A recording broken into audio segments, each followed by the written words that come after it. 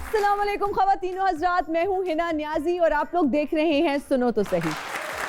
नाज़रीन, हर दौर में दुनिया में ऐसे लोग आते रहे हैं जिन्होंने रंग, नस्ल, ऊंच नीच के फ़र्क को मिटाकर मोहब्बत का प्रचार किया है, इंसानों को एक दूसरे के करीब लाने की कोशिश की है। हमारे आज के मेहमान भी एक ऐसी ही शख्सियत हैं। इनके पास अगर आप बैठें, इनकी बातें सुने, इनकी सोहबत में बैठें तो आपको रूहानी सुकून मिलता है।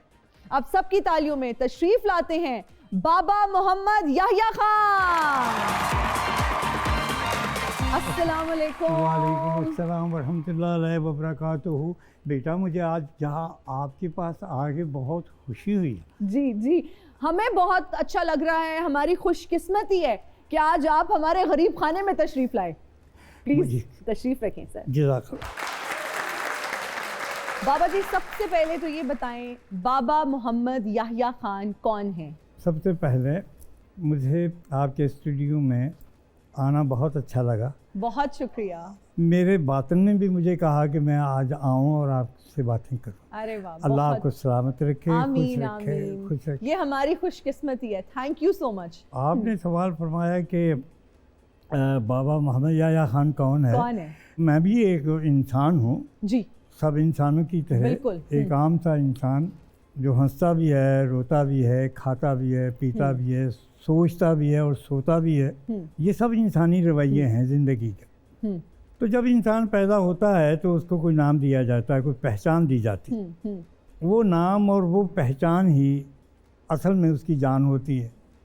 ये नाम मेरे माँ बाप ने नहीं रखा। अच्छा। ये नाम जो था वो मेरे मुर्शिद हज़रत अल्लामा इकबाल ने रखा था। वाह। सियालकोट। मेरी पैदाइश से बहुत अरसा पहले ही अल्लामा साहब ने मेरे वाला साहब को कह दिया था। अच्छा। कि तुम्हारे घर में जी। तुम सुन्नत ज़िक्रिया पे अमल करो और अल्लाह से ऐसा बेटा मांगो जिसका नाम तुम याह्या रखोगे। याह्या रखें। अच्छा। क्योंकि मेरे वाले साहब के यहाँ बेटा नहीं था, जी, औलाद नहीं थी, तो बूढ़े हो गए। तो मेरा नाम मेरी पैदाइश से बहुत अरसा पहले ही रख दिया गया था। वही रख दिया गया। अच्छा, ज़बरदस्त। आपकी वैसे उम्र क्या है? मैं उस दौर में पैदा हुआ जी। जब वो ये देखा जाता था जी पहली लाम जो लगी थी ना, उदों में पैदा हुआ था। कोटे जरा पहला जलजला आया सी ना उदों मैं बड़ा होया था। तो उस जमाने में डेटें वेटें रखने का नहीं होता था। फिर भी अंदाजन क्या उम्र होगी? मेरी उम्र होगी कोई 100 साल से कोई कम होगी, थोड़ा सा 100 साल से थोड़ी सी कम होगी। लेकिन ये 90 साल से ऊपर है। हाँ जी, ये मेरी ऐसा है माशाल्लाह। तो लेकिन ये है लेकिन बाबा जी, ये हम जब एक्ट्रेसेस से पूछते हैं वो तो चले छुपाती हैं अपनी उम्र के, हमें कोई किसी को पता ना चले। आपका कोई ऐसा है असूल कि आप भी? मैं अपनी उम्र से बहुत पहले ही पैदा हो गया था। ये तो है। उसकी वजह ये है कुछ रूहें ऐसी होती हैं और कुछ जिस्म ऐसे होते हैं जो पैदा होने के बावजूद भी पैदा नहीं होते अभी आलम सफ़र में होते हैं। हाँ जी, बिल्कुल। और कुछ रूहें ऐसी भी होती हैं जो पैदा होने से पहले ही पैदा हो जाती हैं। मैं दरअसल उनमें से इसमें मैं जो अपनी उम्र में कुछ माह साल शामिल कर रहा हूँ वो पैदा होने से पहले के भी बता रहा हूँ आपको। वैसे वो बुजुर्गी हम आपके चेहरे पे देख सकते हैं। अच्छा बाबा जी, आप तन्हाई में रहना पसंद करते हैं। आज आप यहाँ पर तशरीफ़ लाए, हमारी खुशकिस्मती है। मुझे ये बताइए कि गोशा नशीनी की वजह क्या है? हर इंसान, मैं समझता हूँ कि फितरी तौर पर गोशा नशीन होता। सारा दिन आप मसरूफ़ रहें काम में, जी, ये करें वो करें, भागम दौड़, कारोबार, सारे आप दुनिया का काम करें, लेकिन सुकून आपको नहीं मिलता। सुकून आपको कब मिलता है कि जब आप तन्हाई में, आसूदगी में थोड़ा सा आराम करते हैं और अपने सर झुका के, जैसे अपने मन में डूब कर पाजा सुरागे ज़िंदगी, तो इसी के सर को झुका के यूं करके अपने दिल की तरफ देख लेना और थोड़ी सी गुफ्तगू कर लेना, तो वो गोशा नशीनी जो होती है। गोशा नशीनी ज़रूरी नहीं कि आप किसी गोशे ही में जाके बैठें या आप दुनिया से बाहर किसी कब्रिस्तान में जाके बैठ जाएं या बंद कमरे में या अपने घर के पिछले जो कमरा होता था जी, जब हम बचपन में रूठा करते थे, मैं कुट पड़ती थी माँ बाप से, तो हम मुंह बसूरते हुए रोते हुए पिछले कमरे में जाके ना पलंग के नीचे जाके छुप जाया करते थे। वो भी ज़माना था। वो गोशा आफियत जो था ना हमारा, वो हमारी नाराज़गी का, और हमारे सिलसिले का वो एक सिंबल हुआ करता था। तो अर्ज करने का मतलब है कि हर शख्स की ज़िंदगी में कुछ गोशे ऐसे होते हैं जहाँ पे वो नशीन हो जाता है, और इसी में उसकी बका है। माशाल्लाह। कितने बच्चे हैं आपके और कितने पोते पोतियाँ हैं? मेरे 6 बच्चे हैं। ओके। और हर बच्चे ने आगे आगे कोई 6 से 7 और आगे कर लिए। फिर अब तीसरी जनरेशन में भी 6 से 7 आगे हो गए। तो जब मैं अपने परिवार में बैठता हूँ, 100 तो होंगे घर में बच्चे। जब मैं परिवार में बैठता हूँ, हाँ। आप यकीन फरमाएं, मेरे आगे पीछे मेरी बेगम साथ बैठी होती है जी। हाँ जी, वो भी लाहौर की हैं। तो अब सारे परिवार बैठा होता है, तो मैं उनमें से मतलब है कि नाम आपको याद है पोते पोतियों के? नो, मुझे उनके 2-4 के याद हैं जिनके काउंटिंग भी नहीं कर सकते ना, इतने माशाल्लाह ज्यादा हैं। अल्हम्दुलिल्लाह मैं बड़ा, मेरी मतलब चौथी नस्ल है। और मज़े की बात है कि मेरे सारे जितने भी कुनबा परिवार है वो सारा मतलब है कि अच्छा, मैं एक यहाँ पे कथा कलामी माफ, आप मैं देख रही हूँ हिंदी के कुछ वर्ड्स भी बहुत ज़्यादा इस्तेमाल कर रहे हैं, जैसे परिवार है, शक्ति है, इस तरह के। ये इसकी कोई ख़ास वजह? इसकी ख़ास वजह यह है कि मैं अदब का बना हुआ हूँ, मैं शेर व शायरी का बना हुआ हूँ, मैं किताबी इंसान हूँ और मैं ज़ुबानों का माहिर हूँ। मेरी किताबें इंटरनेशनल किताबें हैं, मेरे ड्रामे इंटरनेशनल ड्रामे हैं। मैं शायद वो आदमी हूँ आपके सामने जिंदा कि जिन्होंने इंटरनेशनल एक्टरों के साथ काम किया, जिन्होंने अमेरिका में काम किया, जिन्होंने लंदन में काम किया। और मज़े की बात है कि जो भी काम किया अपना ही काम किया। आपने थिएटर भी तो किया? थिएटर मैंने बहुत किया। उस एक्सपीरियंस के बारे में भी हमें बताइए, किस एज में किया? जब मैं थिएटर शुरू किया हुआ था, थिएटर किया तो उस वक्त पाकिस्तान हिंदुस्तान का वजूद नहीं था। और हम थिएटर जो करते थे टाल में करते थे, लकड़ियों के टाल के ऊपर। हमारे ऑडियंस जो देखने वाले होते थे वो गिलियों के ऊपर बैठते थे। अच्छा। लकड़ियों के ऊपर बैठते थे। और हमारा जो स्टेज बना होता था वो फट्टे के ऊपर बना होता था। तो टिकट क्या होता था उस पर? टिकट 1 पाई, 2 पाई, 3 कौड़ियाँ। अरे वाह। मैंने अपनी ज़िंदगी में पाई इस्तेमाल की है, मैंने दमड़ी इस्तेमाल की है, मैंने कौड़ी। हमने तो पाई का बस नाम ही सुने। अच्छा, थिएटर में किस तरह के कैरेक्टर्स आप करते थे? कैसी मज़े की बात आपको बताऊँ आपको जी। मैं एक ड्रामा कर रहा था, उसमें मेरा किरदार एक लड़की का किरदार था जो रक्कासा थी। अच्छा। और नौशाद का एक गीत था जिसके बोल थे, गिन गिन तारे मैं हार गई रात को, हाय मेरे सैया ना आए मुलाकात को। अच्छा। अब मैं अपनी अम्मी की चुन्नी सर पे ली हुई है, सलवार भी पहनी हुई है जी, और छलियों के बाल जो हैं वो लगाए हुए सर के ऊपर। छलियों के बाल, जी। हाँ। और मेकअप भी किया हुआ है जी। और मैं वो अपना नारा और गा भी मैं रहा हूँ, नाच भी रहा हूँ। और मज़े की बात है, और जब मेरा गाना नाच ख़त्म हुआ तो पर्दा भी मैंने ही बंद किया। और वो जो ढोलकी वाला नीचे बैठा हुआ सिर्फ ढोलकी में देखता हूँ। ये वो वक्त था जब आपके शायद अब्बा भी नहीं पैदा हुआ। बहुत पुराना दौर है। लेकिन जब बाकायदा मैंने जब थिएटर किया तो वो मैंने कराची से शुरू किया। अच्छा। कराची में बाकर रिजवी साहब थे जी, इलाही थिएटर के अंदर मैं फिर ड्रामे उनके साथ किया करता था। और जो ड्रामा हुआ करता था, कभी लड़की का किरदार है, कभी लड़के का किरदार। अच्छा, आपने लड़कियों के भी क्या आप बता रहे हैं ना किरदार किया, जो आपने अभी भी जिक्र किया, तो लड़कियों के किरदार क्यों आपको मिलते थे? मुझे मेकअप करना बड़ा अच्छा लगता था। मैं बड़ा अच्छा मेकअप हूँ। अच्छा, मेकअप भी मैंने खुद करना है। ओके।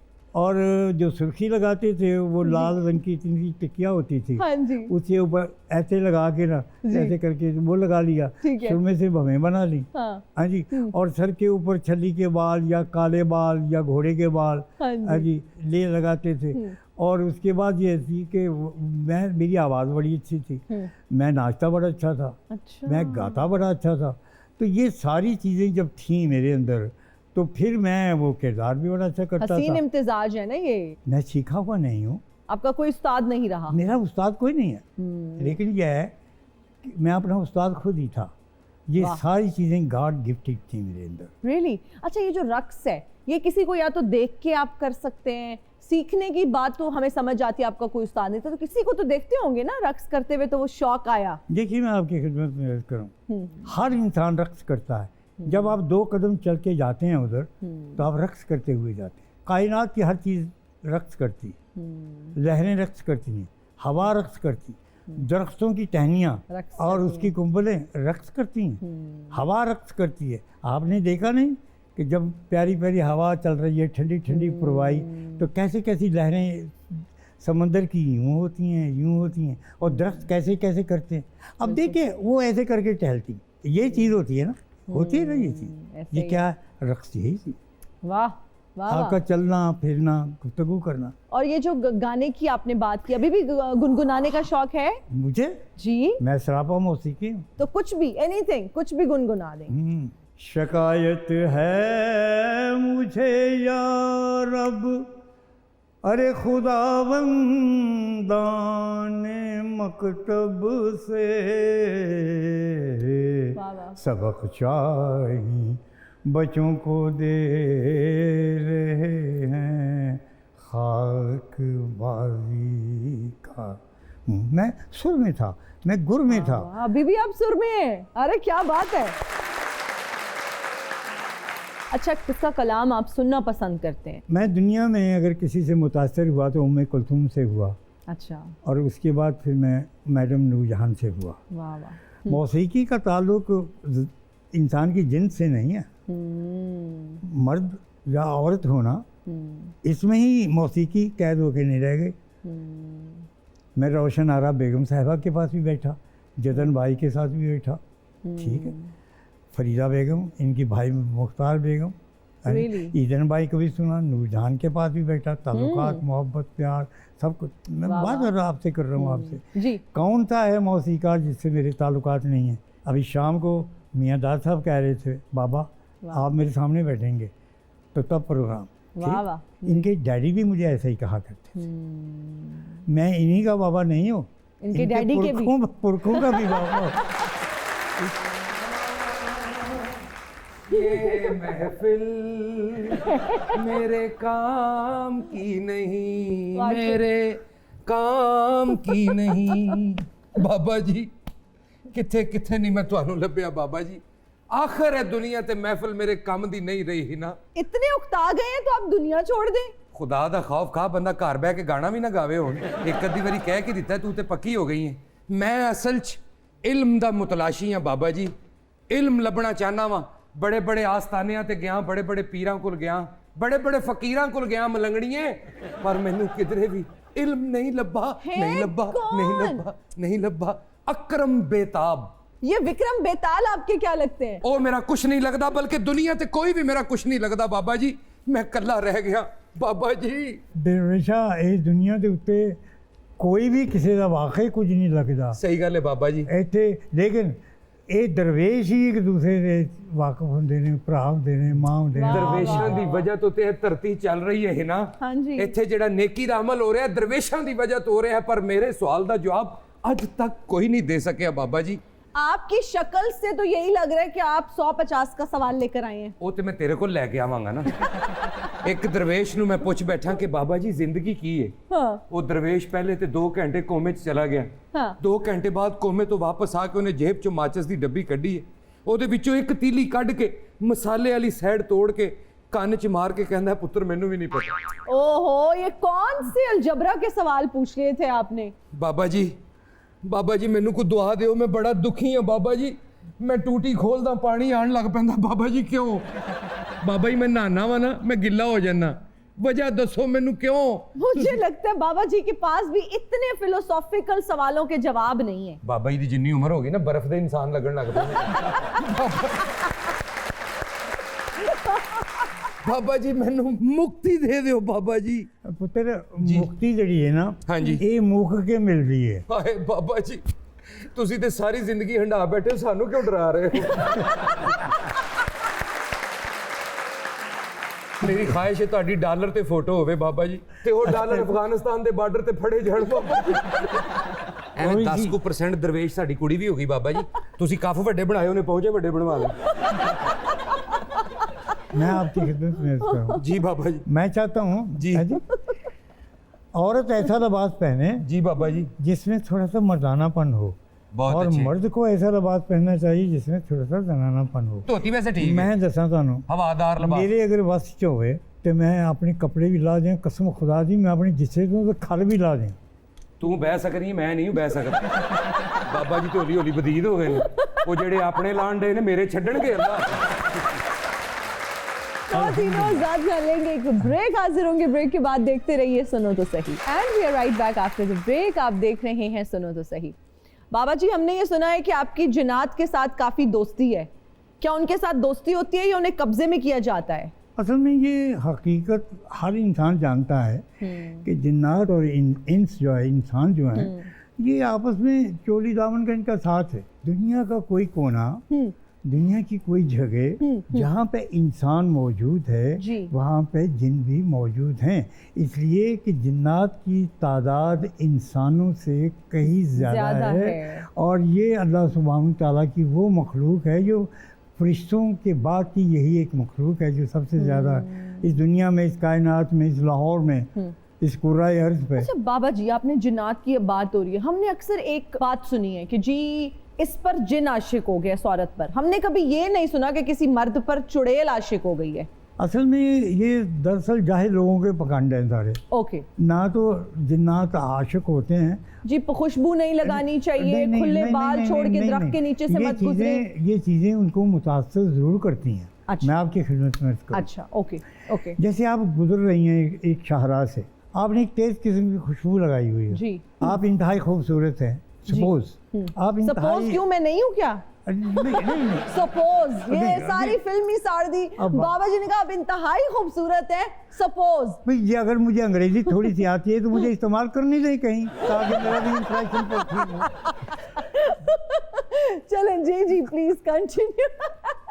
मुझे कोई चीज़ आपकी अच्छी लगी है, अंगूठी अच्छी लगी, कांटे, ज्वेलरी, बालों का डिज़ाइन, आपका चेहरा, लिबास, आपका लहजा, कुछ भी जी, तो मैं उसकी तारीफ तो करूँगा, बेटा मुझे अच्छी लगी ये बात। जी जी। इसी तरह जो जिन्नात हैं वो इंसानों से ज़्यादा ज़ूद हिस्स हैं, उनके पास सलाहियतें, उनकी क़ुव्वतें और उनकी हिस्सियात जो हैं वो इंसान से करोड़ दर्जे ज़्यादा बेहतर। तो जब आप एक ऑर्डनरी बन के कहीं जा रही हैं तो अगर किसी की नज़र आपके ऊपर पड़ गई है तो वो तो आपको खींचेगा, अट्रैक्शन तो होगी, बार बार तो देखेगा, आप तो पीछा नहीं छुड़ा सकती। पूछे क्यों? क्यों? अल्लाह ने जहाँ भी अपनी मखलूक़ात का जिक्र किया है, पहले जिन का जिक्र किया फिर इंसान का किया। जिन्नों वल इंस कहा है, इंसों वल जिन नहीं कहा है, जिन्नों वल इंस कहा है। तो जिन तो हर वक्त जहाँ पे आप बैठी हैं, यहाँ पे मैं जब इधर दाखिल हुआ था तो मुझे खुशबू आई कि यहाँ पे भी बसेरे थे। कोई इधर बैठे हुए? नहीं, इधर आपके पास नहीं बैठा हुआ, आपसे तो डर के भाग गए।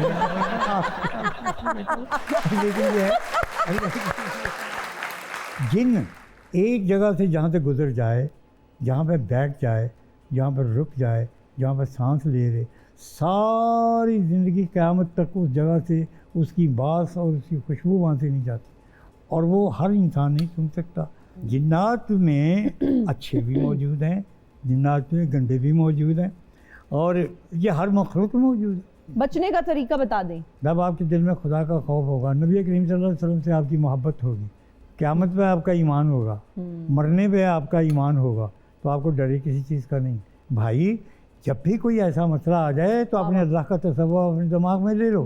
ज़रूरी नहीं कि आप ज़ुबान से अदा करें, वाह वाह, ज़ुबान से अदा करें। जो शख्स अस्सलामु अलैकुम का आदी होता है उसको तो किसी और चीज़ पढ़ने की ज़रूरत ही नहीं है। वाह, बहुत खूबसूरत बात। सलामती का भाई जब पैगाम है, ये तो सलाम में तो सलामती है। बिल्कुल बिल्कुल। अच्छा बाबा जी, आप ये भी कहते हैं कि जो शख्स मेरे साथ 2-3 दिन गुजार ले वो बेजार हो जाता है, इसकी क्या वजह है? बेजार क्यों हो जाएगा जो शख्स आपके साथ वक्त गुजारेगा? जो शख्स नंगा होता है उससे बहुत कम लोग मिलते हैं, उससे वही मिलेगा जो खुद नंगा होगा। ऐसे ही है, आप समझ गए? मैं मिसाल पेश करता हूँ, मैं कमरे में बैठा हुआ हूँ, एक छोटे से बच्चे आते हैं अंदर पानी लेके, उनकी छोटी सी दाढ़ी है, जवान आदमी है बच्चा है, ये शनाख्त करवाते हैं सिर्फ दाढ़ी रख के छोटी सी। तुर्की ड्रामे देख देख के हमें यही मिला ना, बालों के स्टाइल, दाढ़ियों के स्टाइल, मूँछों के स्टाइल, यही कुछ मिला ना। बिल्कुल। आज 45 साल पेशतर मेरी दाढ़ी नहीं थी, क्लीन शेव, वह क्लीन शेव जी। तो मेरे मुर्शिद वहाँ पे आए, कुछ रहे तो जाने लगे, तो जब जा गए अंदर चले गए, दूर जाके मुझे बुलाया, मुझे बुला के तो मुझे कहते हैं मेरी तरफ देखो। मैंने देखा, दोनों हाथों से मेरे चेहरे के ऊपर हाथ लगाए और हाथ लगा के यूं करके फेंक के कहते हैं जाओ नूर अल नूर।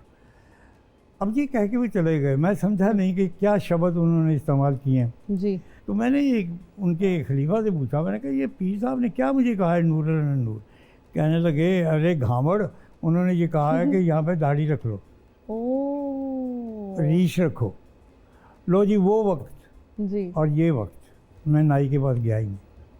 वाह, कितने आज बरस से, तक मेरे बालों में कितने साल से नहीं गए आप नाई के नहीं, पास? आज को 35 बरस हो गए तक। 35 बरस बरस कि मैं से नहीं नाई गए। के पास नहीं गया।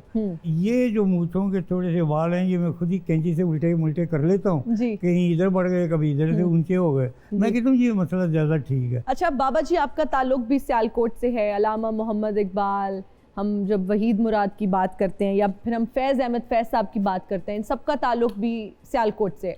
कोई फ्लेवर इनकी पर्सनालिटी के आपकी पर्सनालिटी में रिफ्लेक्ट करते हैं? इनके सारे ही असर मेरे अंदर मौजूद हैं। अच्छा, तो वहीद मुराद साहब का क्या असर है? नहीं, वहीद मुराद साहब की आप बात ना करें। ओके, मैं आपकी खिदमत में अर्ज करूँ जी। जो मर्द अपनी खूबसूरती की वजह मशहूर हो, वो सही मर्द नहीं होता। एक दफ़ा मैं एवेन्यू स्टूडियो में था। अच्छा।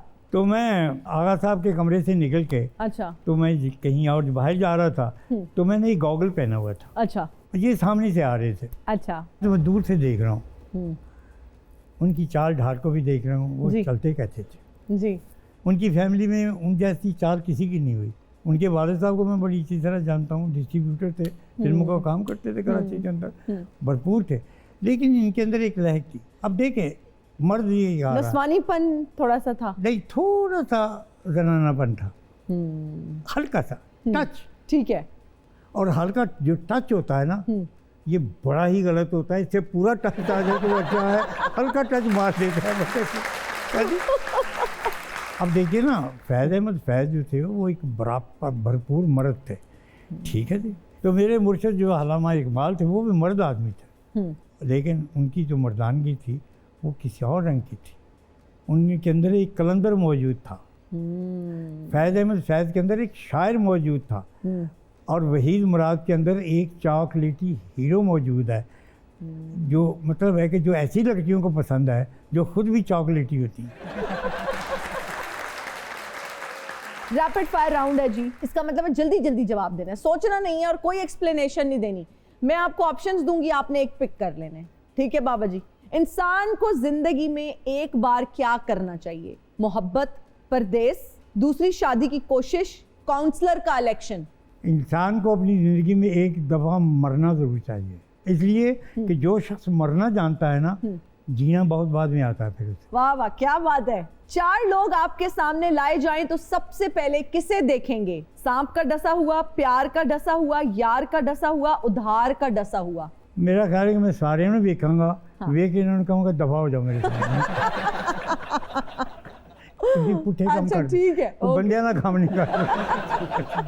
चलें जी। अगर औरत बनकर पैदा होने का चांस मिले तो कौन सी औरत बनना पसंद करेंगे? नूरजहां, मधुबाला, अमृता प्रीतम, मलका विक्टोरिया। इन सारियां दे विचों मैं कोई भी बनना पसंद नहीं करांगा। अपनी मर्जी का कोई और नाम ले लें। मैं मरियम नवाज शरीफ बनना पसंद करूँगा। मरियम नवाज शरीफ बनना? वाह वाह, बाबा जी भी दौर दे हिसाब नाल ठीक चल रहे ने। नहीं, मैं ठीक तो जवाब देता हुए। मैं जानना चाहूंगी कि क्यों मरियम नवाज बनना चाहेंगे? उसकी वजह यह है कि मेरी बहन का नाम मरियम है, और फिर यह है कि उसके दादे के साथ भी मेरे ताल्लुकात थे। मरियम नवाज के दादे के साथ शफी साहब के साथ। अच्छा, नून लीगी है, मुझे पता चल गया है। खान के सपोर्टर नहीं लग रहे। वो बच्चा है, उसको तो ईमान से भी सीखना चाहिए, कुछ देखना चाहिए, उसको सियासत में नहीं आना चाहिए। ये तो बड़े खराट किस्म के लोगों का काम है, उसको तो क्रिकेट खेलना चाहिए। बिल्कुल ठीक है। इनमें से बाबा जी कौन सी फिल्म की ऑफर आई तो आप जरूर करेंगे? मुगले आजम, हीर रांझा, करतार सिंह, देवदास। देवदास। किस हुस्न की कोई अहमियत नहीं? बनावटी हुस्न, सादा हुस्न, बिकाऊ हुस्न, अंदर का हुस्न। हुस्न चेहरे पर नहीं होता, फर्स्ट ऑफ ऑल। हुस्न तो मेकअप की सिलेक्शन के ऊपर है। कि मैक्सलेक्चर आप इस्तेमाल करती हैं, टोनर करती हैं, क्या करती हैं आप, क्या कर रहे हैं? मेकअप का, मेकअप हुसन का जो मेकअप है वो और है, फिल्म का और है, ड्रामे का और है, स्टेज का कुछ और। वाह वाह वाह, आपको पता ही नहीं बातों का, शेड भी डिफरेंट है, और मैं इसमें भी मुझे बड़ा फन है। बाबा जी तुसी छा गए हो। मैं एक शेर सुनाता हूँ अपना। जी प्लीज, इरशाद इरशाद। सहरे मुमतला में एक मेरी छोटी सी गज़ल है, तो उसके शेर हैं कि हुस्न ज़ेरे नकाब होता है। वाह। हुस्न ज़ेरे नकाब होता है, और जलवा जलवा हिजाब होता है। वाह। और चश्मे बीना की आबरू वालों चेहरा चेहरा किताब होता है। और कौन पूछेगा रोज़ महशर को, अरे लम्हा लम्हा हिसाब होता है।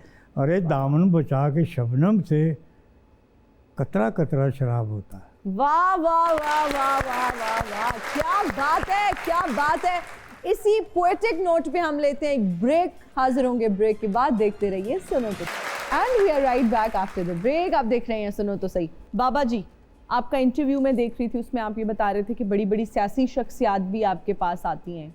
वो किस मसले के हल के लिए आती हैं, क्या डिस्कस करने आपसे आते हैं? वो क्या वो इलेक्शन से रिलेटेड बात होती है, हमारे अवाम से रिलेटेड कोई मसाइल डिस्कस करने आते हैं? क्या मसले लेकर आते हैं वो आपके पास? असल में मैं एक इंटरनेशनल आदमी हूँ जी। मेरा प्लेटफॉर्म महज पाकिस्तान या हिंदुस्तान नहीं है या एशिया नहीं।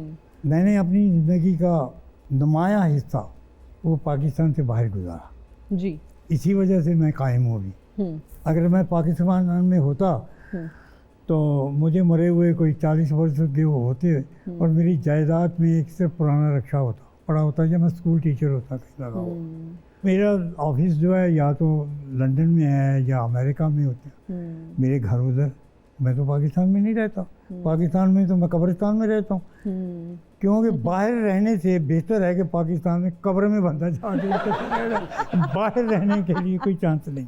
सही बात है। हाँ। मैं जिंदगी में ही कब्र में चला गया हूँ। हाँ, यहाँ पे आता हूँ, कब्र में रहता हूँ। मेरा घर ना, मेरा कोई एड्रेस है ना कोई मसला, मेरे पास ना गाड़ी है ना कुछ चीज़ है, डंडा सोटा। तो 70 साल से फिर लंगर कैसे बना के बांट रहे हैं? मैं 70-72 साल से लंगर तकसीम कर रहा हूँ। कैसे? अपने हाथ से। नहीं तो वो उसके लिए पैसे वसाइल सारे चीज कहाँ से आती है? मेरे पास बड़ी दौलत है।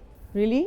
हाँ, मेरे पास सब्र की दौलत है, मेरे पास इल्म की दौलत है, मेरे पास तहम्मुल की दौलत है। बाबा जी, सब्र की दौलत तो पाकिस्तानियों के पास बहुत है, लेकिन फिर भी हमारा घर उस तरह देखिए ना, घर जो गरीब आवाम है, मैं तो उनकी भी नुमाइंदगी कर रही हूँ, सब्र तो बहुत कर रहे हैं, लेकिन बिल्कुल ऐसा नहीं है कि वो लंगर बांट सके। उनके तो 4 बच्चों का पेट नहीं भर रहा उससे। हाय हाय, आप तो हैरान होंगी कि मेरे लंगर में तो वो चीज़ें पड़ती हैं जो पाकिस्तान में मिलती नहीं है, खालिस। तो हमें कब वो लंगर खिला रहे हैं आप? क्यों खिलाऊं मैं आपको? ये देखिए साथ ही कह रहे हैं। उसकी वजह यह है, आप सुनते हो लेना बेटा। जी, जी। उसकी वजह यह है, मैं आधी रात को उठता हूँ। अच्छा। आधी रात को उठ के तो मैं अपने कमरे के अंदर, हाँ जी, मैं लंगर पकाता हूँ। मैं कटिंग शुरू कर देता हूँ। हाँ जी, 3-4 घंटे में मेरी कटिंग होती है। क्या बनाते हैं आप? मेरे सारे खाने दरवेशी होते हैं। जैसा कि? जैसे यह है कि अगर आपको मैं दूँ तो आप ये कहेंगी कि बाबा जी मैंने आज से पहले ये खाना नहीं खाया, इसीलिए तो आप मुझे दे नहीं रहे। वो इसलिए नहीं दे रही कि तुमने मुझे क्या खिलाया है। यार नहीं बहन मेरी नहीं। अच्छा सुने बात सुने, मेरा हाथ दरवेशी खाना होता है। दरवेशी खाना क्या होता है? क्या है कि वो ज़ाफ़रान से बनता है। मेरे पास जो होता है वो जैतून के तेल से बनता है, खास गाय के घी से बनता है मेरा खाना। एक मिनट, मैं अकेला नहीं खाता, क्योंकि मैं खाना खाता ही नहीं। क्या नहीं करता? खाना खाते ही नहीं है? मैं नहीं खाना खाता। जिंदा कैसे हैं? जिंदा यह है कि मैं खजूरें लेता हूँ, ओके, 1-2 केला लेता हूँ और थोड़ा सा दूध लेता हूँ। अच्छा। और क्योंकि जो खाना पकाता है ना, वो अपना खाना खा नहीं सकता।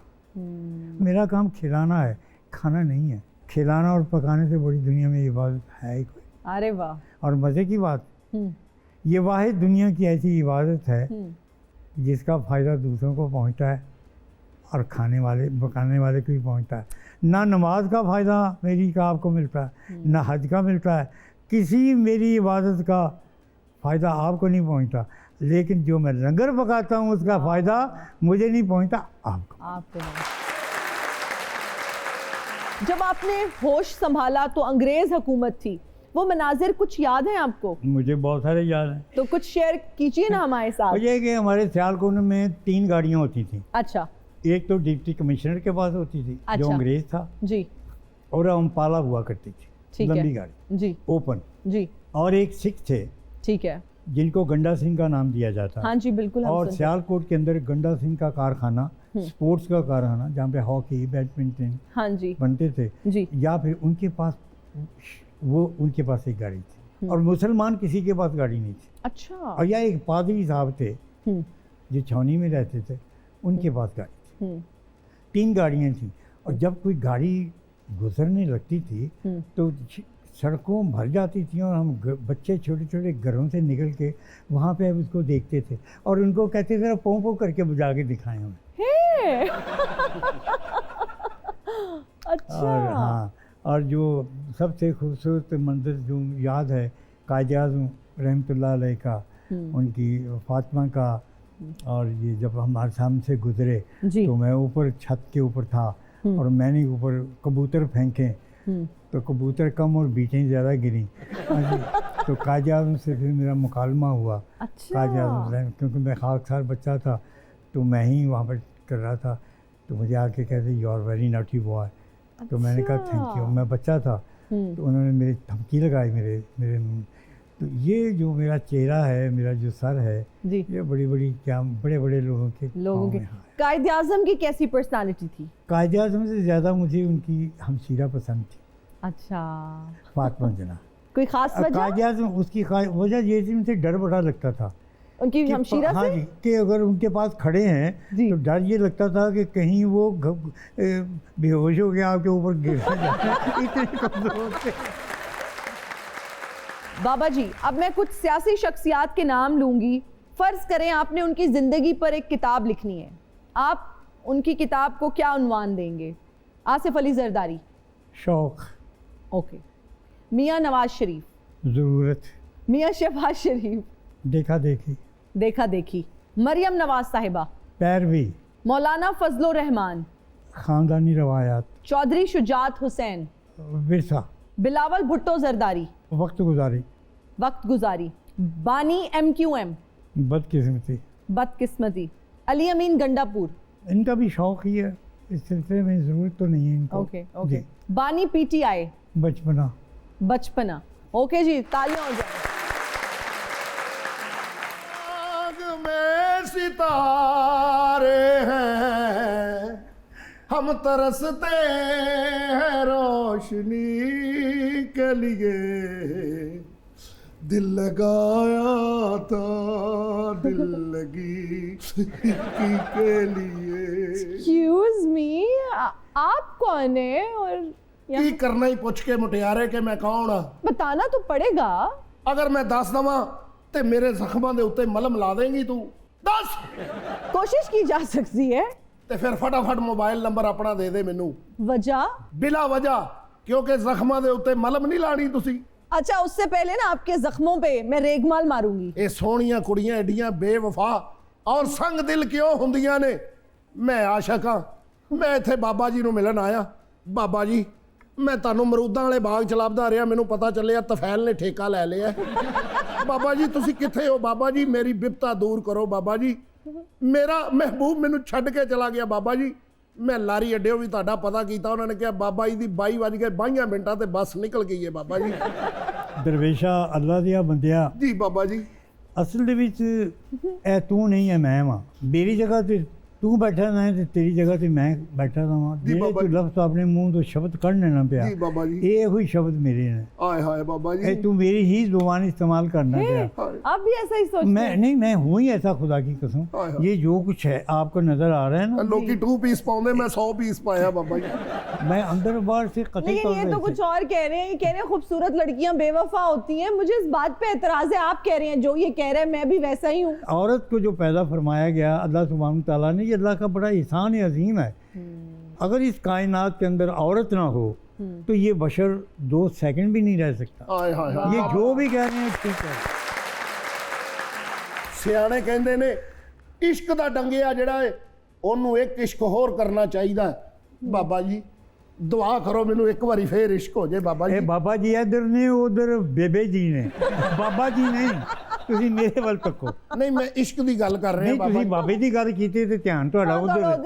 यही तो मसला है इधर। ਇਹੋ ਜੀ ਕੁੜੀ ਚੱਲਦੀ ਬੱਸ ਤੋਂ ਉਤਰ ਜਾਂਦੀ, ਮੁਝੇ ਯਹਾਂ ਹੀ ਉਤਾਰ ਦਿਓ ਜੀ ਬਾਬਾ ਜੀ। ਫਿਰ ਮੈਨੂੰ ਇਜਾਜ਼ਤ ਹੈ ਬਾਬਾ ਜੀ, ਮੇਰੇ ਲਈ ਦੁਆ ਕਰਨੀ ਹੈ ਤੁਸੀਂ। ਦੁਆ ਕਰਨੀ ਹੈ ਕਿ ਯਕੀਨ ਕਰ ਝੱਲਿਆਂ ਹੀ ਬਣ ਕੇ ਜ਼ਿੰਦਗੀ ਗੁਜ਼ਾਰ ਦੇਂਗਾ ਤੇ ਬੜਾ ਅਕਲ ਹੈ, ਤੇ ਜੇ ਅਕਲਮੰਦ ਤੇ ਸਿਆਣਾ ਬਣ ਕੇ ਜ਼ਿੰਦਗੀ ਗੁਜ਼ਾਰੇਗਾ ਤਾਂ ਬੜੇ ਨੁਕਸਾਨ ਵਿੱਚ ਬਾਬਾ ਜੀ ਝੱਲੇ ਬਣ ਜਾਈਏ ਤੇ ਪੈਸੇ ਮਰ ਜਾਂਦੇ ਨੇ, ਤੇਜ਼ ਹੋਣਾ ਹੀ ਪੈਂਦਾ ਬਾਬਾ ਜੀ ਥੋੜਾ ਜਿਹਾ। की ना देखें कितने लालची हैं बाबा जी। ਇਹੋ ਜੀ ਕੁੜੀ ਆਪਣੇ ਬੱਚਿਆਂ ਨੂੰ ਖਿਲਾਉਣਾ ਨਹੀਂ ਲੈ ਕੇ ਦਿੰਦੀ ਹੁੰਦੀ, ਇੰਝ ਹੀ ਕਰੀ ਜਾਂਦੀ, ਬੇਟਾ ਇੱਧਰ ਦੇਖੋ ਵੀ। ਬਾਬਾ ਜੀ ਮੈਂ ਫੇਰ ਆਵਾਂਗਾ, ਮੈਨੂੰ ਤੁਸੀਂ ਆਪਣੇ ਆਸਤਾਨੇ ਦਾ ਐਡਰੈਸ ਦਿਓ, ਲੈ ਕੇ बाबा ਉੱਥੇ। जी ना एक छोटे से वो कमरे में रहते हैं किसी होटल में। नहीं हम कमरे आपको- में नहीं रहता मैं, इधर कब्र में उतरा हुआ जमीन के अंदर रहता। हाँ जी, अब आप जाना चाहेंगे वहाँ पे? ਨਹੀਂ ਬਾਬਾ ਜੀ ਫਿਰ ਮੈਂ ਤੁਹਾਡੇ ਨਾਲ ਟੈਲੀਫੋਨ ਤੇ ਗੱਲ ਕਰ ਲਾਂ, ਤੇ ਨੈਟਵਰਕ ਕਬਰ ਚ ਆਉਂਦਾ ਬਾਬਾ ਜੀ।